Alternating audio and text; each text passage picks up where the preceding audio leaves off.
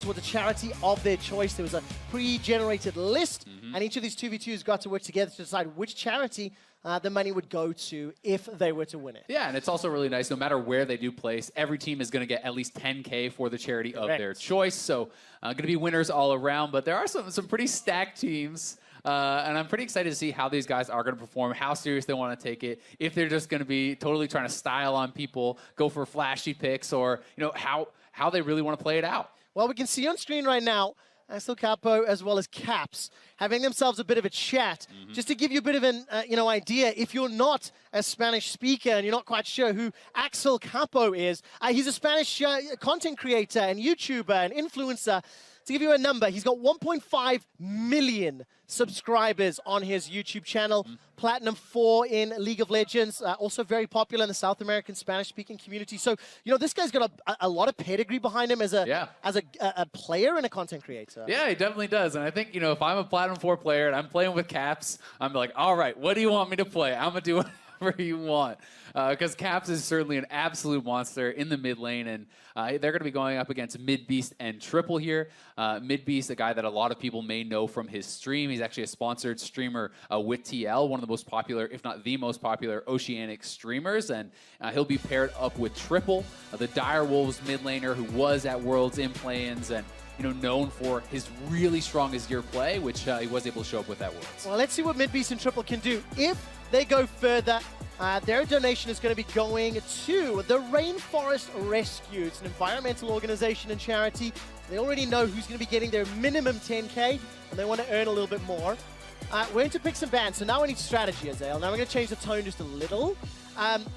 We assume Caps and Alexcapo may theoretically have an advantage, but after Caps' 80 carry performance, I'm not as confident, all right? He was doing great in the early game. He's off-roll. You're going to flame him like that? I am.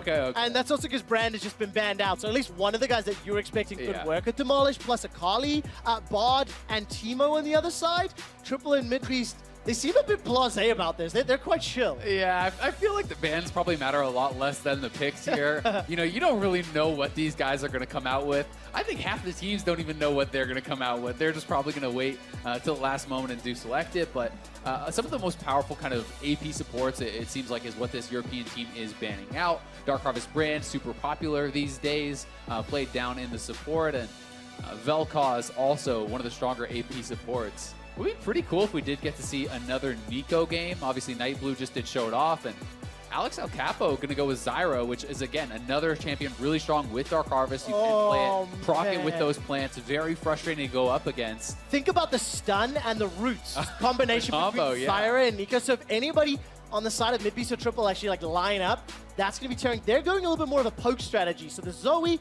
plus the Jhin, if this does get locked in, a little bit more of also long-range CC, and then just combo them down. I think I prefer what Alexcapo and Caps are doing. Yeah, maybe easier for them to kind of pull it off. I do think that their shove should be quite powerful as well here with Zyra and the Nico. But as you say, Jhin plus Zoe is pretty frightening, and if you do ever get caught by a Sleepy Bubble Trouble, you can easily root out of that with the Jhin. The combos there could be very, very powerful, and there's a tremendous amount of long-range pokes. So the Zyra and Nico, both really squishy champions, they're going to have to be pretty careful here, because one misstep may mean you get popped. I would like to see them investing in boots, everybody, early, because I think it's going to be so important. Dodge those skill shots. Get those blue suede shoes on. One of the things that's going to be interesting, and I forgive me, right, viewers at home, our league ops and our team that planned this event gave each of the duos a unique nickname. Okay. Now, Alexcapo, it's not the most original when you got Alexcapo and Caps, but I quite like on the other side, Triple Beast for Midbeast and Triple. Triple Beast is a pretty good name. Triple Beast That's is actually a just a straight up good ID. That is a badass name. We're going to have to see. But every time we look at the shot, though, Caps is just throwing down, like, he's ranting at Axel. He's like, this is what we're going to do. Here's the strategy. I mean, it's a fun event, but people still want to win. Talking to these pros, talking to the guys, at the event, everyone still wants to look good. Everyone still wants to impress individually. Maybe they're not as tied into the actual results, but they at least want to look cool if they're going to go down. Look good while going down. Yeah. That's the question. All right, of course, Alexcapo is going to be playing the Nico. So he has now two Zyras? Cloned himself as Zyra. It's actually really annoying because I just, in the previous game, it mimics the HP at the time of cast. So coming out of the mimic, you then jump into your actual full HP, and it becomes very, very challenging. Take a look at this already. Caps and Axel gonna start trading. But level 1's not gonna be the most exciting. Yeah. Yeah, I mean, Zyra can do some poke, you know, if you are gonna start Q. It looks like he actually started his W. W is not really gonna do anything for him at all. So I think that's actually just a miss skill there, unfortunately. But see what I mean? At level 2, you will be able to have that plants. That's it. And of course, I was actually baited by the Mimic earlier. Cap playing the Nico, Axel on that Zyra. For a plat 4, can't forgive that misstep. Maybe they're going for vision. Maybe there's a strategy. I'll give them a benefit of the doubt here. Yeah, they could be playing it just to kind of have it as like a pseudo ward, as you say. And, yeah. The push, though, certainly, you know, with the W start from Zyra, is going to go very heavily over to Jin and Zoe. And you can see they're just going to be fishing for poke. They're going to be looking to kind of shove in, maybe get early level 2 here, and try to see if they can catch him. Yeah, and of course, if you are looking at that scoreboard going, this looks a little bit weird. Because this is on the 1v1 and 2v2 map, CS is tracked up in the top of your scoreboard, as well as the kill count and then the respective gold.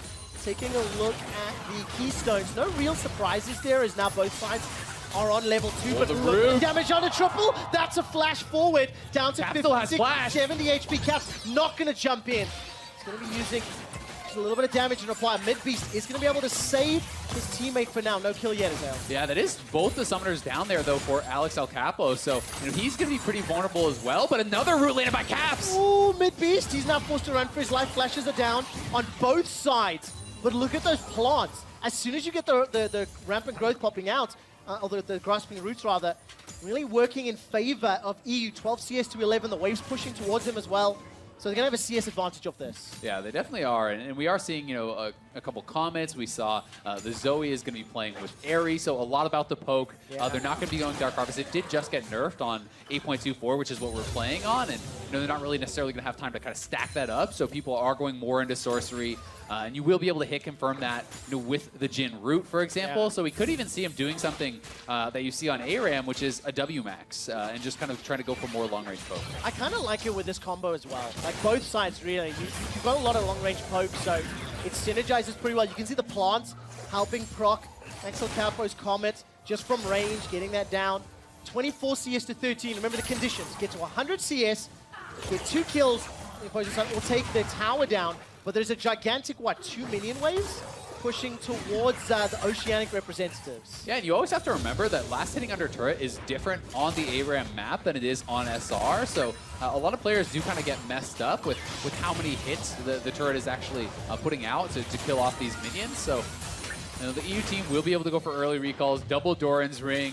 You're not necessarily going to see people building towards full items. Dorans are just so efficient, you know, as a standalone item that's going to be a really powerful buy. And the fact that they both went for the mana biscuits means they don't necessarily have to invest as much into those health potions. Yeah, definitely working out. And of course, we talked about those minion waves. Now that there's a full wave catching back into the EU reps, this will just give them a 6 CS advantage if they hit all 6. They miss 1 or 2 just. The siege cannon goes down as well. That's a little unforgivable for players of this caliber. I'm going to call it out. That's how we're starting.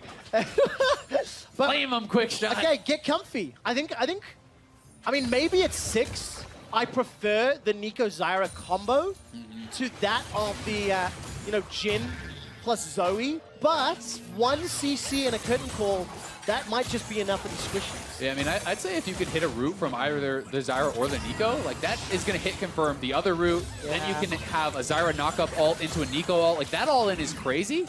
But at the same time, Zoe post 6 hits 1 Sleepy Bubble Trouble. You have the Jin ult opening up, and that can be pretty scary too. But you can, oh, there's the root landed. 1! Could be both. Second kill! That was, I wasn't even ready for that. But it's exactly what we talked about. The chaining CC. Alexcapo takes down Triple Beast, and they just stack it up. The Tangle Bobs and Tangling Roots in the story. Ended just like that. I mean, Caps was on point, hitting those roots, and Alexcapo there for the follow-up. Nails the root right out of it. I thought they were going to get 1 kill there, but they just cleaned them both up and ended it really quick. All right, take a look at the CC. Caps throws out the bobs. That's the first root. Then the double root from Yeah. Zyra actually coming through. Sick root there from Alexcapo. Yeah, really nicely done. Surely Nico gets banned now. Surely. or maybe all Is the... it camp? It's too busted? Maybe everybody backstage is like, okay, we're going to let it through. And Yeah. the influencers and the pros are just like, let's show off what Nico can do. What?